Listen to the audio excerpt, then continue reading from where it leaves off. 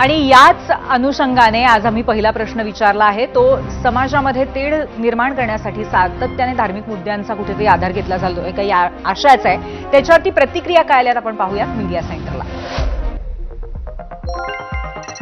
एक वर्ण आशिष मनवरे यांची प्रतिक्रिया आहे. कोणताच धर्मद्वेष शिकवत नाही, फक्त स्वतःच्या फायद्यासाठी गलिच्छ राजकारण्यांनी धर्माचं राजकारण चालवलंय. एक्स वर्ण मयूर बाकलीवाल यांची पोस्ट आहे. बहुतांश ठिकाणी हिंदू मुस्लिम संबंध चांगले आणि सौहार्दपूर्ण आहेत.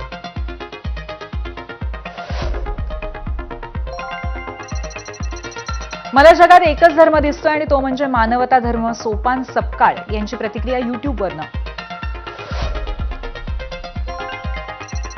फेसबुकवरनं जिब्रेल शेख म्हणतायत, संबंध चांगले आहेत. माझे सर्वाधिक मित्र हे हिंदू आहेत आणि ते कायमच मित्र राहतील. राजकीय फायद्यासाठी धर्मांचा वापर केला जातो. साईनाथ काळे यांची प्रतिक्रिया. इंस्टाग्रामवरनं शौनक भिडे म्हणतायत, हिंदू मुस्लिम समाजात तेढ नाहीये.